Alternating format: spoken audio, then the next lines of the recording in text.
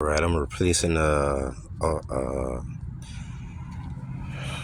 radiator on a 2001 Ford Runner. I already took it out. It's been right here. Fan been right there. That's the fan. I had to take out the fan. Then I had to take out that. Then I had to take the grill off in order to get the alternator out. That's the whole alternator right there. The tail is bad. That's where the crack at right there. You know to see big crack in them. So I'm about to replace it. That's the new one right here. I'm about to put that in, and then everything should be good to go. Part 1.